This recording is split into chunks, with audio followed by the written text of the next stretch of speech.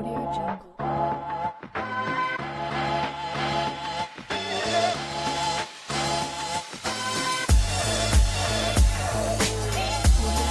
if I told you that your brain, the actual physical structure of your brain, can change? Not in years, not through surgery, but through 5 simple, learnable habits that you can start today. Welcome to Stronger Than Before. I'm your host. And today we're going somewhere I find generally exciting. Inside the human brain, because the science of neuroplasticity has absolutely exploded in recent years. And what researchers are discovering is nothing short of remarkable. Here's the thing that people don't know. Your brain's not fixed. It is not a finished product. Every single experience you ever had, every skill you practice, every night you sleep, every moment you choose calm over chaos, your brain responds. It rewires. It grows. Today, we're going to walk through 5 habits backed by neuroscience that can literally reshape your brain. And I'm not just talking about feeling better. I mean measurable physical changes to the gray matter, the neural pathways, and your brain function. By the end of this episode, you're going to look at your daily routines differently. And some of you, I promise, are going to pick up juggling. Yes, juggling. Just say it with me. But before we dive into the 5 habits, I want to give you a frame, a way of thinking about what we're doing here. Most of us are walking around in what I call survival mode. We're managing stress, fighting fires, consuming information. We're basically reacting. And our brains are brilliant at survival mode. They've been keeping us alive for hundreds of thousands of years. But here's the cost. When your brain is locked into survival mode, it's actually pruning away the very neural connections you need for creativity, for learning, growth, and for joy. So there's a concept in neuroscience. It's called the default mode network. And this is your brain's resting state. When you're stressed or reactive or just mindlessly scrolling, your default mode network runs a loop of repetitive thought patterns. It literally reinforces pathways that keep you stuck. But here's the magnificent flip side. When you shift into what I call booming mode, intention, engaged, present, your brain activates its neuroplasticity mechanisms. It starts building new pathways, new connections, and a new version of you. So each of today's 5 habits is a doorway out of survival mode and into the becoming mode. Some will surprise you. One involves a skill most people abandon in childhood, and another you do every single night, or you think you do. And one that has quietly become a global revolution in human consciousness. So let's start with one that made neuroscientists do a double take. So this one is juggling the gray matter. I know you're like, what? In 2004, researchers at Oxford University published a study that stopped with neuroscience world in its tracks. They took a group of adults who had never juggled before, and they asked half of them to learn to juggle 3 balls for 6 weeks. And the other half did nothing unusual. They scanned all the participants' brains before and after. And the result? The jugglers showed a measurable significant increase in gray matter in 2 specific brain regions, the mid-temporal area of the left side posterior and the intraparietal sulcus. Not sure if I'm saying that right. These are areas associated with processing and storing complex visual motion. Let me say that again. 6 weeks of juggling practice physically changed the structure of adult human brain. Gray matter grew. So why is juggling specific to this? Well, juggling is what neuroscientists call a complex motor skill. It requires your brain to coordinate timing, spatial awareness, bilateral motor control, both hands working together, and a constant visual tracking of multiple moving objects. It forces your brain out of autopilot and into intense, novel engagement. So think about it. Think about your juggling and think about the skills that go into it. All of that skills responds in your brain growing. And novelty is the key. Your brain is fundamentally a pattern recognition machine. When you do the same things every day, it builds efficient highways, less energy, less growth. But when you introduce something generally new and complex, the brain has to build new infrastructure. Juggling is essentially a construction project for your gray matter. And here's what's even more interesting. The study also found that when jugglers stopped practicing for another 6 weeks, some of that gray matter increased reverse, which means this isn't a one time gift. It's an ongoing conversation between behavior and your brain. Use it and it grows. Ignore it and it fades. So, what does this mean for you? You don't have to become a circus performer. The point isn't juggling specifically. The point is complex, novel, a bilateral skill learning. Juggling is just one of the most studied examples. Playing a new musical instrument, learning a new style of dance, or taking up rock climbing, all of these tap the same mechanism. But honestly, juggling's cheap, portable, and you can learn that 3 ball cascade in about 3 weeks if you're consistent. They are great YouTube tutorials. So if you're interested, go juggle. You get a set of juggling balls for about $10, and every time you practice, you are literally growing your brain. The deeper lesson here is this: hard things are good for you, not just good for your character, good for your neurons. When you avoid difficulty, you're not just missing out on the skill, you're missing out on the gray matter that comes with it. So, habit one: learn something that your hands don't already know how to do. The messier, the better. So, habit number two is never go to bed without learning something new. I want you to think about this. When was the last time that you went through your mind, or what was the last thing that went through your mind before you fell asleep last night? Was it worry? Was it a scroll through your phone? A recycled argument? Or was it something new? A fact, an idea, a connection you've never made before. Here's the habit that I believe is one of the most underrated practices in personal development. Never go to bed without learning one new thing, just one, every single day. So, what does your brain do while you sleep? Well, the reason this habit is so powerful is because it comes down to what happens in your brain during sleep. And specifically, during the hours right after you learn something new. Sleep is when your brain consolidates memory. During deep sleep, your hippocampus, the brain's short term memory center essentially downloads that day's experience into a long term storage. Think of it as your brain's moving files from a USB drive into the main hard drive. Research from the University of Rochester discovered that during sleep, your brain's system, a kind of cellular cleaning crew that activates and flushes out the metabolic waste, this is the same waste that, when accumulated over time, is linked to cognitive decline in conditions like Alzheimer's disease. So sleep is not downtime. Sleep is when your brain does most important maintenance and memory work. And what you give it right before you sleep is what works with. So you really want to stretch your brain.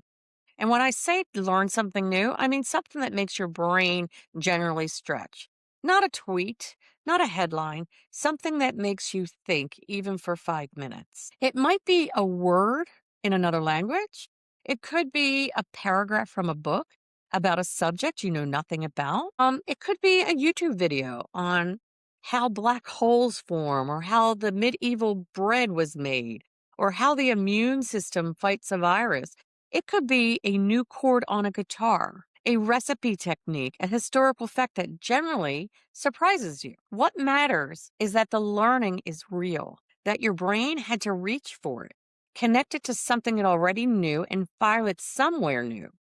That reaching, that's a neuroplasticity in real time. So be curious. There's also something profound that happens when you make learning a daily ritual. You start becoming a more curious person. And curiosity, it turns out, is neurologically active. Curiosity is good. Studies have shown that when you're in a state of curiosity, your brain releases dopamine, the same neurotransmitter involved in motivation and reward. That dopamine doesn't just make you feel good, it actually enhances the encoding of new information. Curious brains learn better. So the habit feeds itself. The more you learn, the more you want to learn. The more you stretch, the more elastic your brain becomes. And over time, you start to notice that your conversations are richer, your connections are faster, and your world feels generally bigger. One thing every day before you sleep, your brain will notice: I promise you, your brain will notice. So, habit number 3 is sleep. It's the brain's master reset. All right, we talked about using your brain more intentionally during waking hours.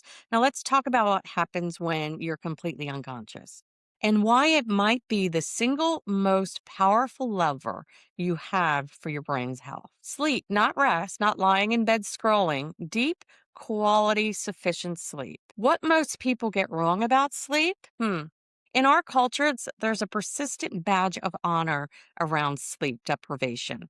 I only need 5 hours. I'll sleep when I'm dead. We've attached hustle to wakefulness and weakness to rest. And neuroscience says that it is catastrophically backwards. Dr. Matthew Walker, one of the world's leading sleep researchers and author of Why We Sleep, has called insufficient sleep the greatest public health challenge of the 21st century. Think about that. The greatest public health challenge. That's what the data shows. So, why sleep deprivation actually does to your brain? When you don't get enough sleep, and research generally points to 7 to 9 hours for most adults, your brain begins to deteriorate in measurable ways. Reactions time slow, emotional regulation collapses.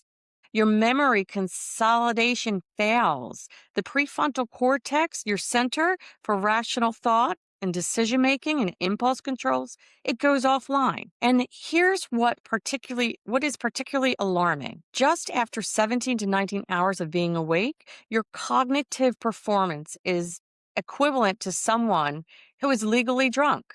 And unlike being drunk, sleep deprived people are terrible at recognizing their own impairment. Your brain doesn't know what it's missing. So you have to work on, I'm going to call it your brain's night crew. Remember, there's a system I mentioned earlier, and let me go deeper here. During deep sleep, your brain cells actually shrink by up to 60%. So it creates channels for fluid to flow through and wash out toxic waste products, including proteins associated with Alzheimer's disease, including an amyloid beta that's in your brain. This process essentially only happens during sleep, not rest, not meditation, sleep. Your brain is literally cleaning itself while you're unconscious. And if you're chronically shortchanging your sleep, that cleaning crew never gets the job finished. So better sleep, what actually works? So what do you do? Here's what the neuroscience actually supports. First, consistently go to bed and wake up at the same time every day, including weekends. Your brain runs on a clock system, and nothing disrupts it faster than irregular sleep timing. Second is temperature. Your core body temperature needs to drop about 1 or 2 degrees Fahrenheit to initiate sleep. A cool room, about 65 to 60 degrees Fahrenheit, helps that happen. And third, light. Blue light from screens suppresses melatonin, the hormone that signals to your brain that it's time to sleep. Dim your environment in the hour before. Try a blue light glasses if you can't avoid screens, but the blue light has an impact. And fourth, and this connects beautifully to habit 2. Give your brain something good to process. End your day with learning, with gratitude, with something meaningful. What you feed your brain right before sleep is the raw material for consolidation, for insight, and sometimes, and if you're lucky, for the kind of dream that wakes you up with an idea. Sleep is not a luxury. It is the foundation that every other habit stands on. Habit number 4 is exercise. You have to rewire your brain from the inside out. I want to be direct with you about something. Exercise is not just good for your body, it is arguably the most powerful thing you can do for your brain. And I don't mean in a vague wellness speak kind of way. I mean in the most proven, understood, neurological, precise way we know. The miracle grow of the brain. When you exercise, particularly aerobic exercise, your brain releases a protein, and it's called brain-derived neurotrophic factor, or BDNF. Neuroscientist John Ratty at Harvard Medical School calls it the miracle grow for the brain. BDNF promotes the growth of new neurons, supporting existing ones, and facilitates the formation of new sympathetic connections. In practical terms, this means exercise literally rewires your brain. It doesn't just protect what you have, it builds new circuitry. And this happens after a single bout of exercise. You don't have to be an athlete, you don't have to run marathons. A brisk 20-minute walk can trigger BDNF release. One of the most stunning findings in modern neuroscience is that exercise causes the hippocampus, the brain's primary memory center, to physically grow. In a landmark study, older adults who exercised aerobically for a year showed a 2% increase in the hippocampal volume. Now, that might sound small, but consider this. The hippocampus naturally shrinks with age. Exercise doesn't. It doesn't just slow the shrinkage, it reverses it. So that is not a supplement. That is not a hack. There is 40 minutes of walking 3 times a week, producing structural brain growth in adults in their 60s and 70s. Exercise also profoundly affects the amygdala, your brain's emotional alarm system. When you are chronically stressed, the amygdala becomes hyperactive. You go into survival mode. It starts firing at things that they don't warrant a threat response.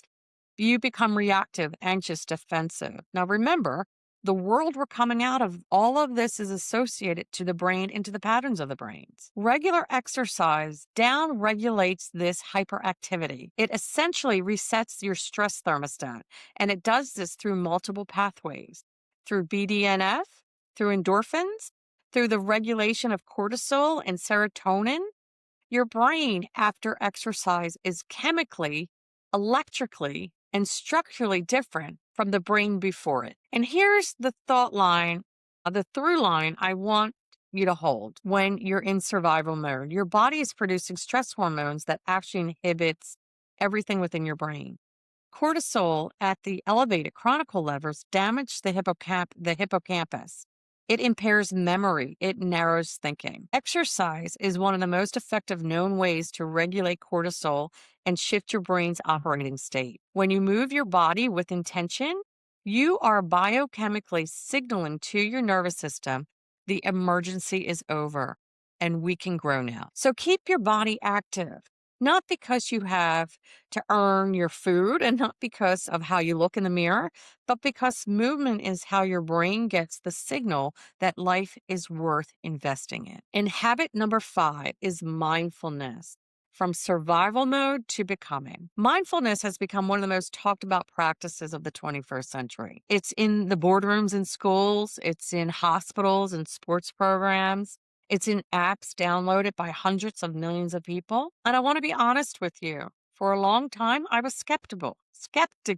It sounded soft, vague, like something that might be nice, but not really change anything fundamentally. And then I read the neuroscience and I became a true believer. So what does mindfulness actually do to the brain? In 2011, researchers at Harvard, led by Sarah, published a study that changed how the scientific community thought about meditation. They compared the brains of large-term meditators to non-meditators and found structural differences. The meditators showed increased thickness in the prefrontal cortex, the area governing attention, decision-making, and self-regulation.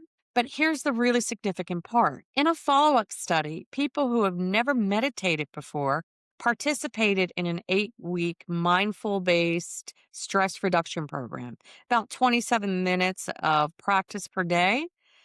After 8 weeks, the brain scans showed measurable changes. Increased gray matter in the density of the hippocampus, and crucially, a decrease in gray matter density in the amygdala. So let me put this right. So the amygdala is your survival mechanism. The hippocampus is the one that gives you the thought process. Smaller amygdala, less reactive threat response, 8 weeks. Remember the default node network that I mentioned in the intro? This is the brain's background processing system. When activates, you're not focused on a task. For most of us, the default mode network runs a near constant loop of self-thought, worry, planning, regret. It is the mental noise floor. Research has consistently showed that mindfulness practice reduces the default mode network activity. It teaches the brain through simple, repetitive practices to notice when the mind has wandered and to gently return. That returning is the exercise. Every time you notice you drifted and chose to come back, you're strengthening the neural circuits of attention and self regulation. And here's a beautiful thing, you're simultaneously weakening the default circuits of anxiety, of reactivity, and you're just adding something good. You're subtracting something that was costing you. So, this is the heart of it all. The brain that's locked in survival mode is a hypervigilant, reactive, stuck in the past, and anxious about the future. It literally cannot access the neural networks associated with creativity, with empathy, with learning and growth, because those networkers require a sense of safety to come online. Mindfulness, even at its most basic, is a practice of signaling safety to your nervous system. When you sit, when you breathe, notice and return, you are teaching your brain that right now, in this moment, there is no predator. There is no emergency. We are okay. And in front, that ground state of okayness, your brain can begin to become. That shift from survival mode to becoming is not just poetic, it's neurological. Studies have shown that mindfulness practices activates the nervous system, the rest and digest counterpart to fight or flight. And that sustained practice literally changes the balance of power between your reactive emotion and your thoughtful, deliberate emotion. You stopped being hijacked by your own survival mode. You start choosing response instead of defaulting to reactions. That is freedom, and it grows deliberately, measurably with practice. So, how to start? Here's probably the most important thing I can tell you about mindfulness. You do not need to be good at it. There is no good at it. There's not, the practice is not achieving a blank mind. Your mind will never be blank. The practice is noticing and returning 10 times a session, 100 times a session. Each return is a rep. Start with 5 minutes, sit comfortably, close your eyes, focus on your breath. When your mind wanders, and it will, immediately notice that it has wandered and gently bring it back. No judgment, no frustration. Just, oh, there I went and back. Apps like Headspace and Calm provide excellent guided entry points. Or simply set a timer and sit with your breath. That's the entire practice, and it is enough to begin changing your brain. So let's come back to where we started. Your brain is not fixed. It is not finished. It is not the same brain it was yesterday, and it doesn't have to be the same brain tomorrow. 5 habits, 5 doors out of survival mode and into becoming mode. Habit 1, pick up a complex new skill with your hands. I mentioned juggling. Play an instrument, build something. Give your brain a construction project. Habit 2, never go to bed without learning one new thing. Stretch your brain's muscles every single day. Your brain will notice. Habit number 3, protect your sleep. 7 to 9 hours, consistent timing, a cool, dark room. This is not optional maintenance. It is the foundation everything else stands on. Habit 4, you want to move your body, not because you have to, because movement is how your brain gets the biochemical signal that it's safe to grow. Habit 5 is practical mindfulness, even 5 minutes a day. Teach your nervous system that it's safe to be present. Go to a meditation class. Watch what happens when your brain stops bracing for impact. None of these require money. None require special equipment. All of them require intention. Daily, repeated, patient intention. And here's the final thought, and I want to leave you with. The brain you have today was built by everything you've done up until now, which means the brain you have in 6 months, in a year, is being built right now by the choices you make today, by the habits you decide starting today. So practice it. You are stronger than before, and now you know exactly how to prove it. Thank you for spending this time with me. If this episode's moved something in you, share it with someone who needs it. Leave a review. It helps me find more people to find the show. And I'll see you next time on Stronger Than Before.